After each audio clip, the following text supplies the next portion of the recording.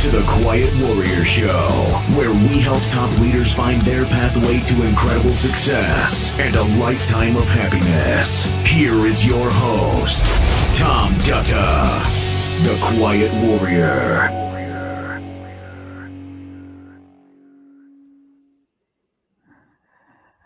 Well, we're live on LinkedIn, Facebook, and YouTube. My name is Tom Dutta. I'm the host today. I'm also a film producer, and I am exciting. We're talking about real news here. This is episode number 2 about the making of the film, The Way of the Quiet Warrior. Excited to bring on to the show today Josh Menning, who is an award-winning director and the founder of Menning Films. Josh, welcome. Thanks, Tom. Thanks for having me on this show. I'm excited to talk about a few things with this project. It's definitely been in the works for a little while, and we're just kind of churning away here.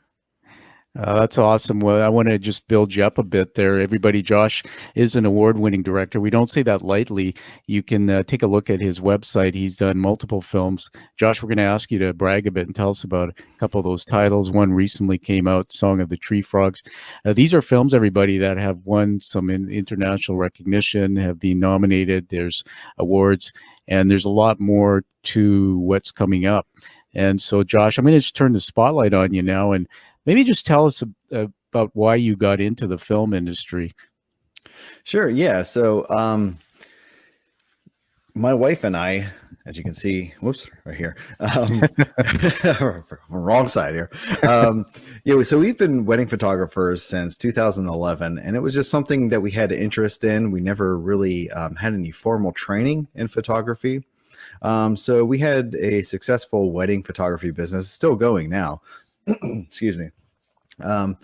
But around 2014, 2015, I started getting interested in video. However, I didn't want to do any wedding videography or anything like that. I was more interested in telling the story behind businesses. So I started embarking in a kind of like a video promo business that would kind of tell the story of the business in a documentary style way, not so much what they offer as far as services, but kind of going behind the scenes of what the company's all about and their mission and how that, plays throughout their whole business.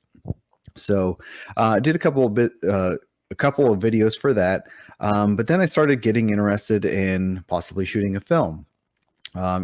Obviously, most people love movies, and so did I. And I was just like, well, I've never been on a movie set. I've never, shot really anything to this scale, but let's try it out.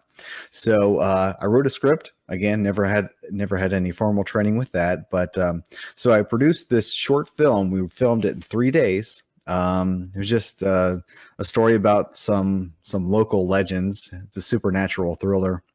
But so we had a showing of 2 back-to-back showings at the local theater for the film, and both of the showings sold out, and the theater seats 420 people. So wow. I thought, well, maybe there's something behind this. So let's just kind of keep going and see where this takes us. So and the next year I wrote a faith-based film with a full feature called Unwavering.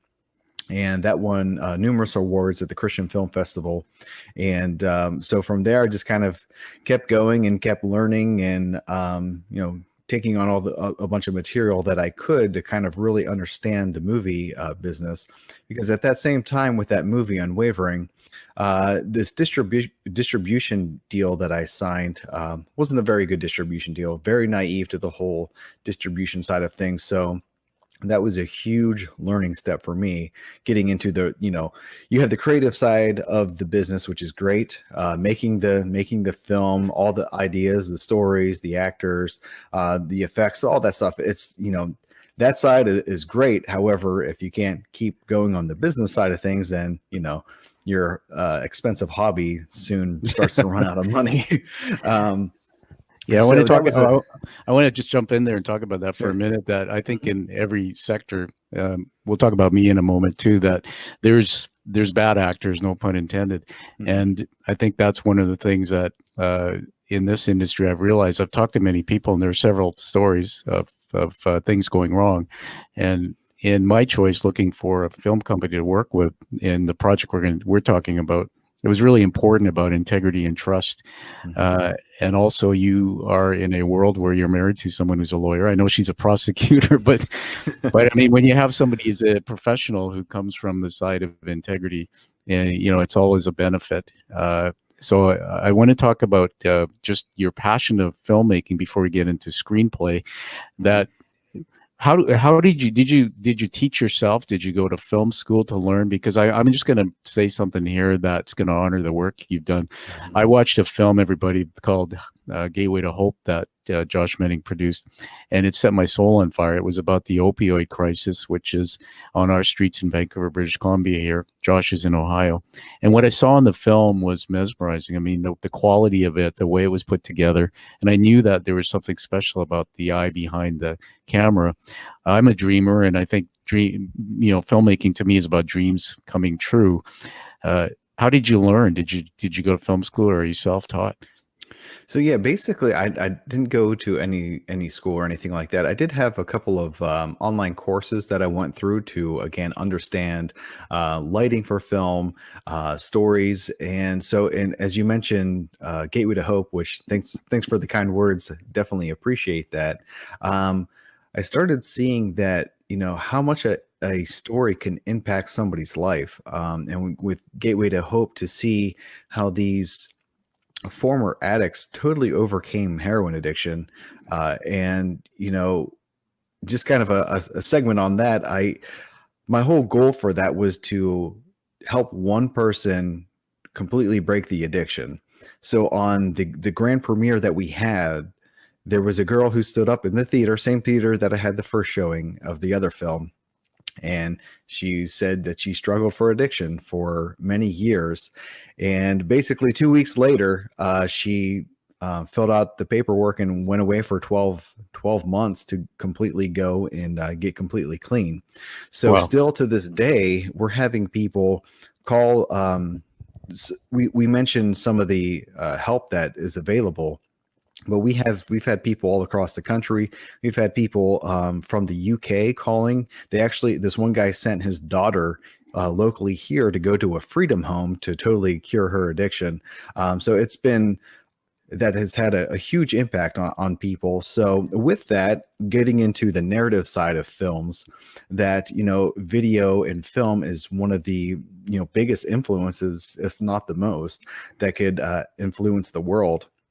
So as I started seeing that and started seeing kind of connecting dots, and again, networking is a huge part of the business as well. But if you have the means and you have the talent and you have the people that you can surround yourself, then making a film starts to put on a totally new face, not just telling a cool story, working with great people, but now you're starting to become an influence into the world around you, to the surrounding communities, and even further from that. So seeing that things can have a global impact with what you're doing, that's really the driving force behind a lot of decisions, that whenever it comes to looking at screenplays, looking at ideas, is that driving force, is that going to be just a fun project to work on, which again, nothing wrong with that. There's a couple of fun projects that I've done, but looking whenever something can have a global impact and change people's lives, and that's where my interest as a filmmaker, as a director,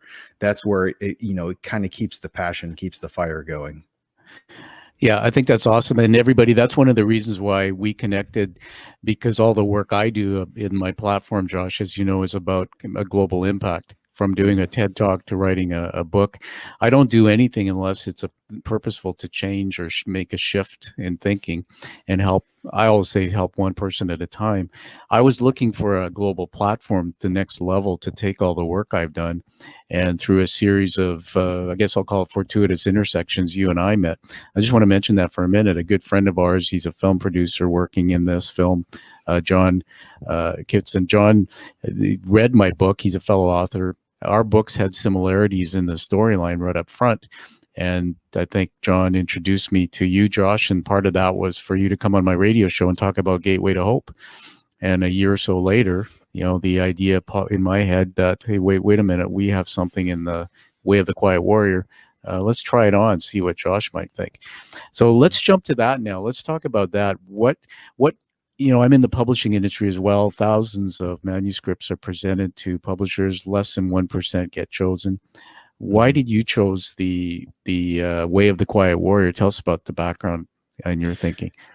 Sure. So, as I was going through and reading the book, and this was even way before we started getting deep into making this a film project. There were some ideas thrown out there, but as I started reading through the book and just seeing, there were a lot of universal things in there that people can connect with about really defining who they are.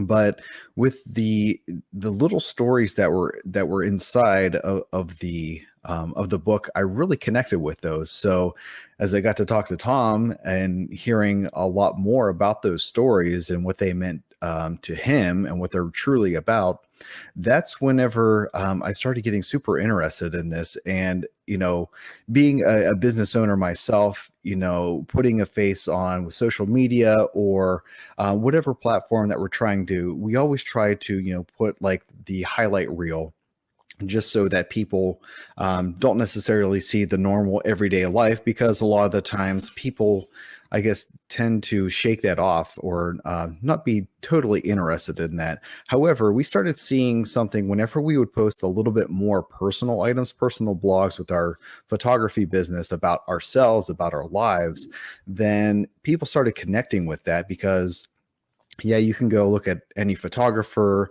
any business or whatever, it's just another business. You can go through the pictures, you can go through the products.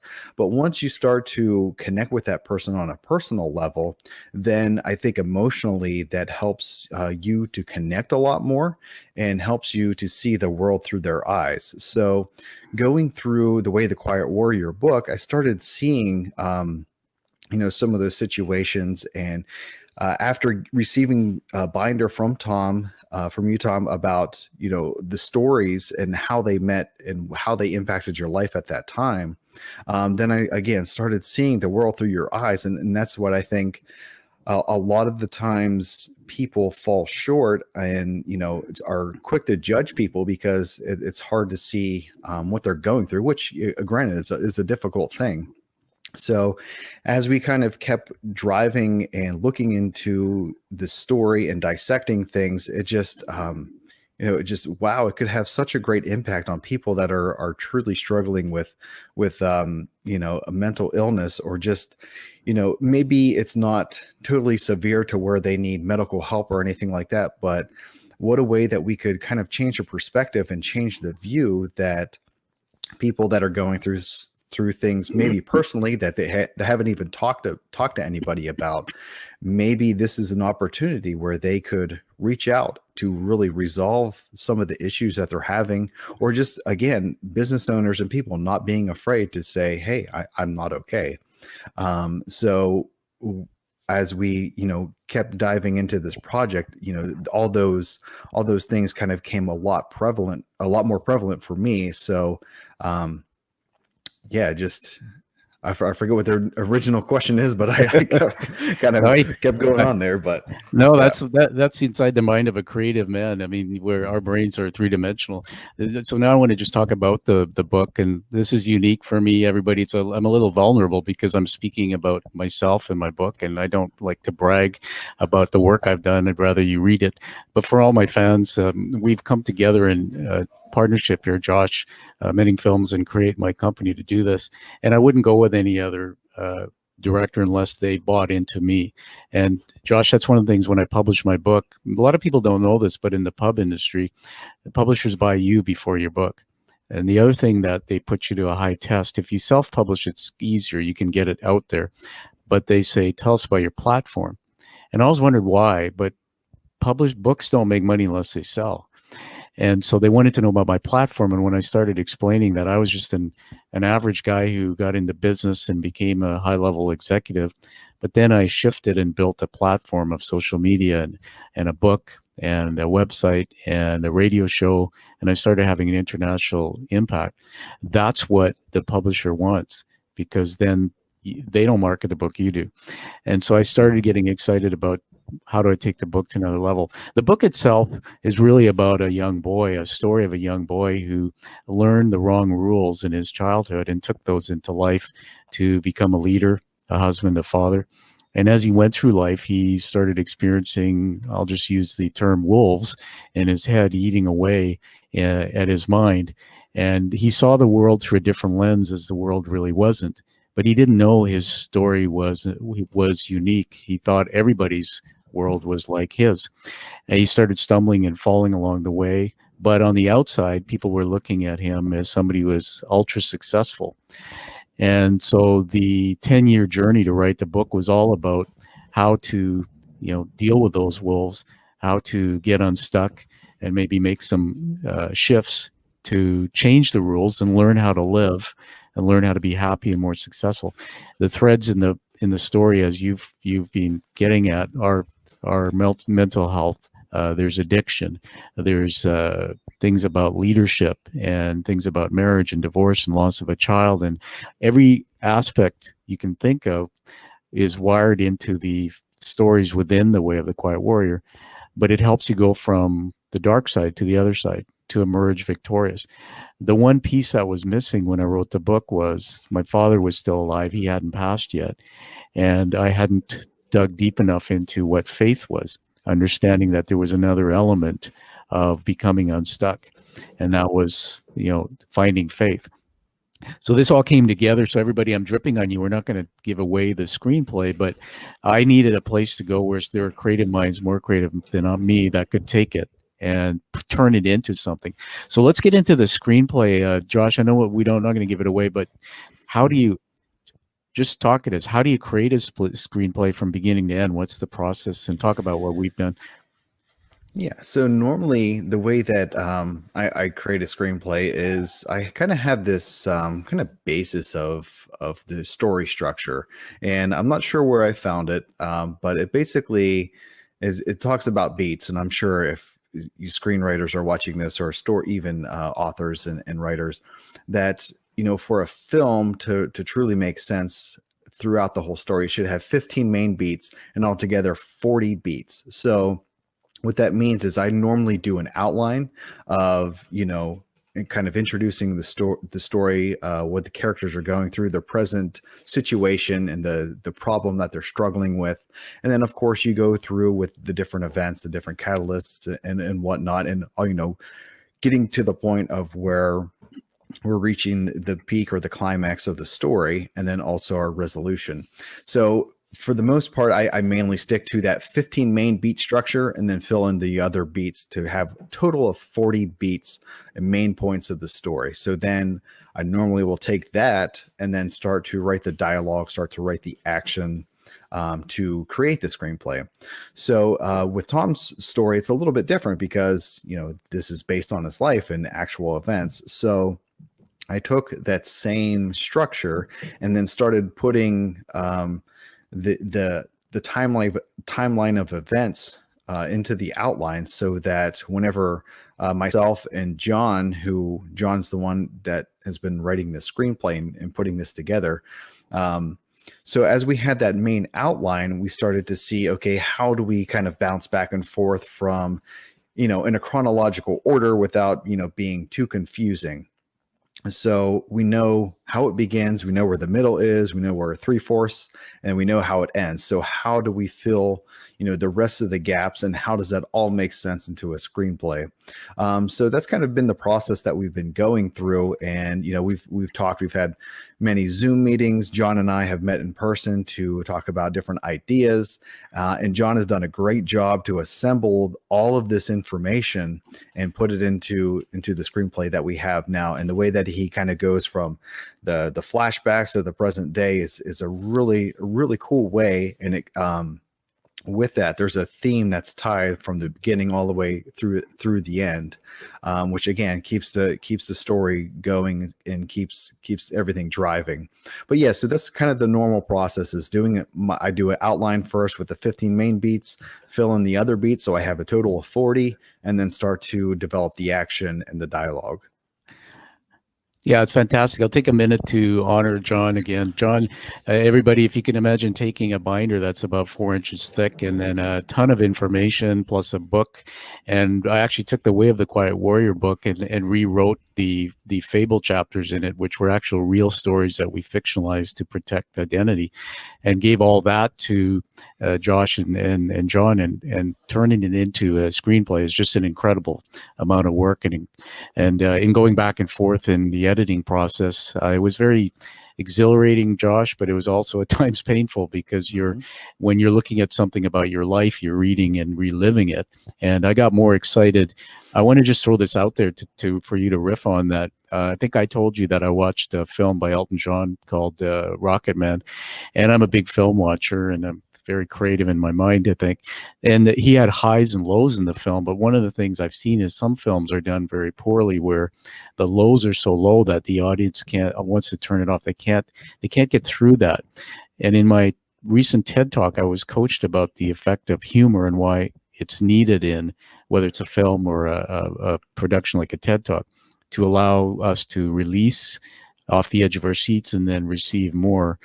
Talk a little bit about what we're trying to do there in terms of the humor side. Sure. Yeah. And so just looking at the script and the story itself, it's sometimes hard to get through just some of the things that have gone on. And I just started reading through some of these humor points that have been added throughout the script. And I mean, I love dark humor. It's just there's something about it that just makes me laugh inside or laugh out loud. But to understand the seriousness of what's going on, however, not being totally sunk down to where, I just want to turn it off. So as, Tom and Noel have been working together on creating these humor points, I started reading the screenplay in a totally different tone and a totally different light. And, working with a screenplay, it's the collaboration that we have, it's kind of keeps changing and evolving and for the better, so that we can really narrow down what the story is. However, being the story is that itself, it's sometimes hard to get through because of the seriousness of it and what has happened. However, to kind of keep things moving in the story, some of these, the humor that has been added, I think, if we even expand upon it a little bit more, then I think this will be, one of those movies that just people that love dark humor will totally connect. Of course, we have the different things that the film focuses on. However, there's something about a dark humor, and if it's done in the correct way at the right times, then I think it has a huge impact, and people just, are able to soak in all the seriousness of it. However, have a chuckle inside or say, oh man, that went a little too far. However, those are things that people keep connecting with the story. Yeah, absolutely. There's psychology behind humor too. I think those points stand out. Thanks for mentioning that too. Want to talk about just my experience becoming a business leader, and I learned when I was younger, Josh, to surround yourself with people smarter than you. And it took me a while to mature and grow up, and not think that it was all about me in my early career. And then along came experts, and that's the way forward. With the humor side, you've put a team together here that's growing, but you've brought on through our network somebody's going to work and help us who has expertise in humor. Just mention quickly about that, how we're building the film up, but it's really about working as a team, not just about one person or two people. Mm-hmm. Yeah, so definitely in every film project, every project that I've done, it's a huge collaboration, from development, which we're in the stages of development because we have, this script and we're still massaging it and working in it, finessing it. So with the people that are starting to be attached to this project have been phenomenal to work with, and to know, we understand, some of the things that have gone on. How do we make the most impact with this story?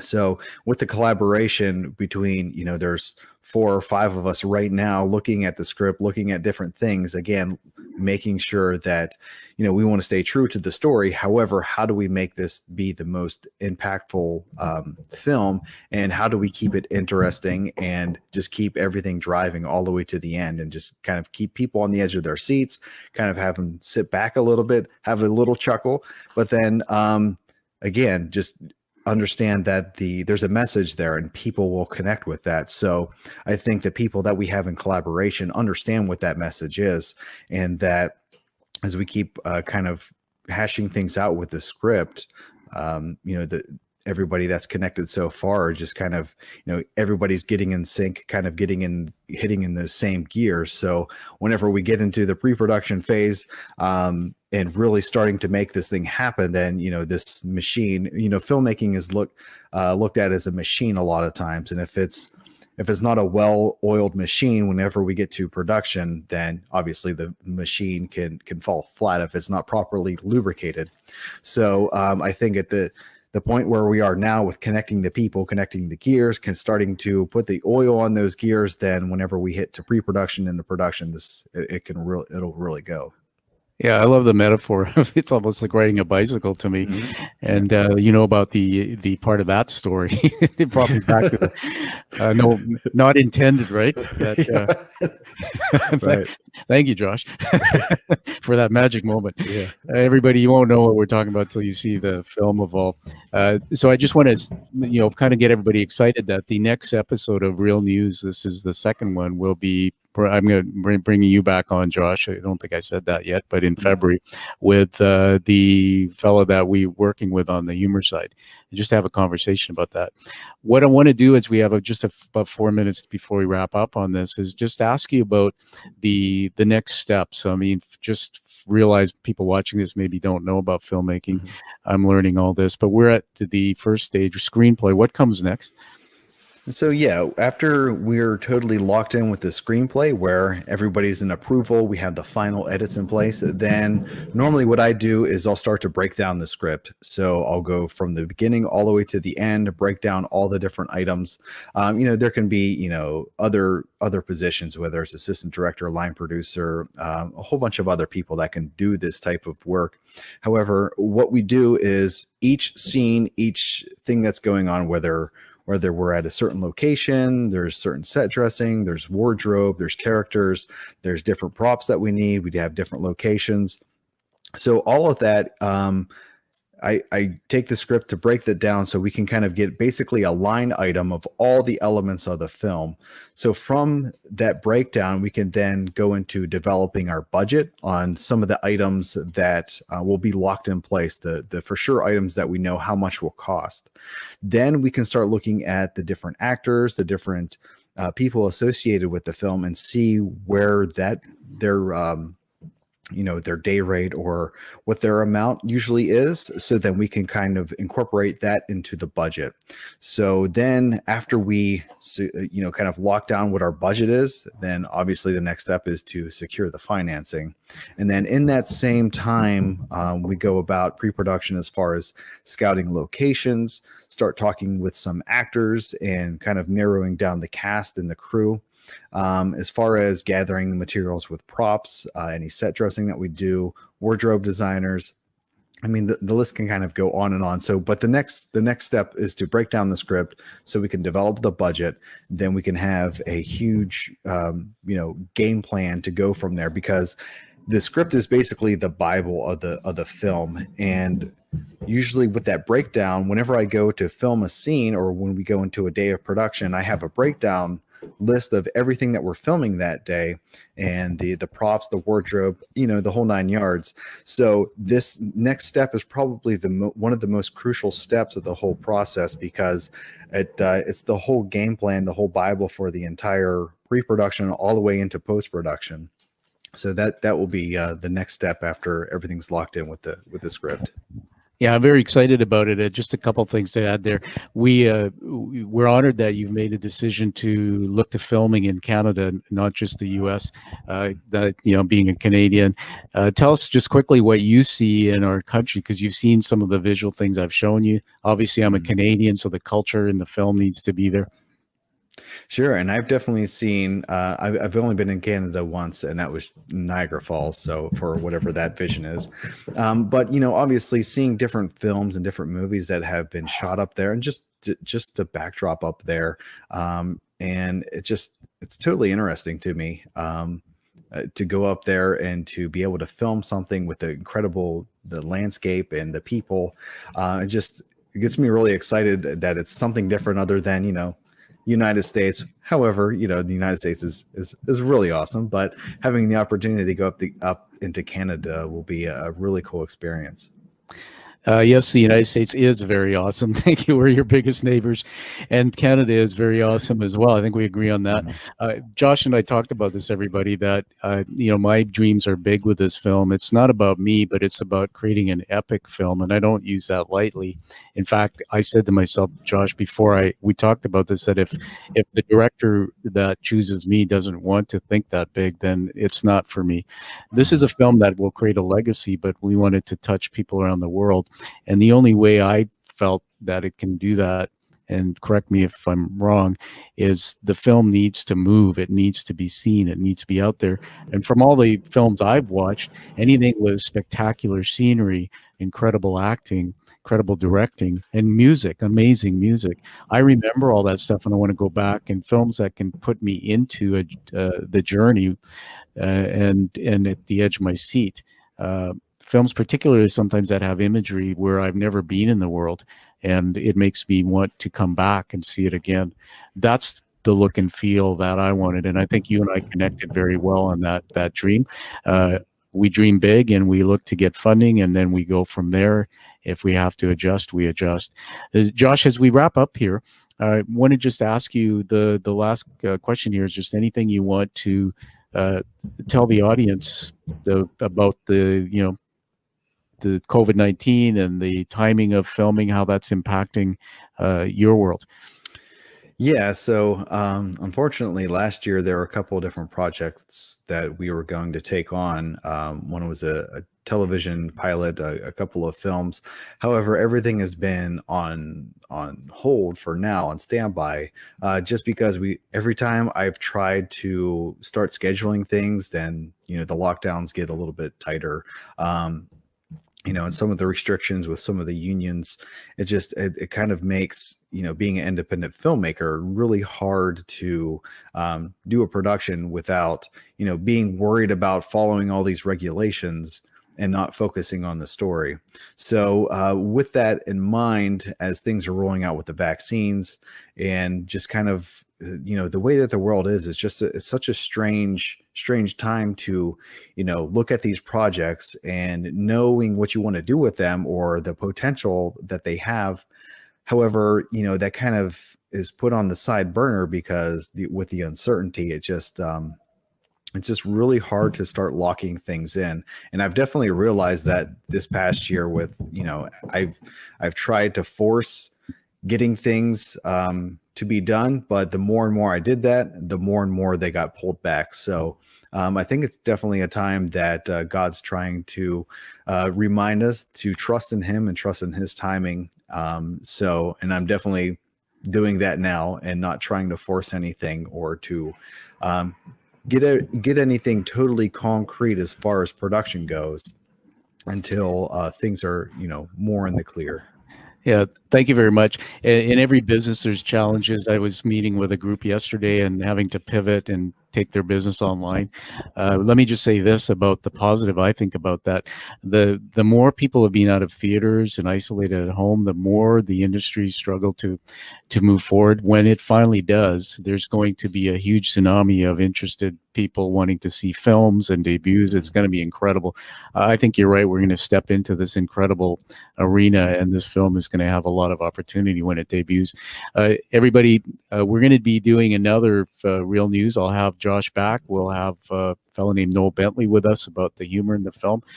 Stay tuned. All of this will go into something. We're probably going to use something, Josh, that we're the making of the film. We'll be talking about all the next steps. So Josh, it's been an absolute honor working with you and also your knowledge and trying to teach us something today. All right. Thanks for having me on the show. Looking forward to the next one. All right, everybody, we're doing this as an international podcast, so we can put it out there early. It'll be made into a YouTube premiere video, and maybe it'll appear later as a documentary behind the scenes of the making of the Way of the Quiet Warrior film. And Josh, by the way, there's a website that is going to be improved and set up at some point. So maybe next time you come back, you can tell us about the website. Sure. All right. Thank you very much, Josh. All right. Thank you. All right, everybody. Live with passion, with action, and with purpose as you hear from award-winning director Josh Menning. And have a great day. Thank you for listening to The Quiet Warrior Show. KRE-AT is a motive-based leadership development firm. www.kreat.ca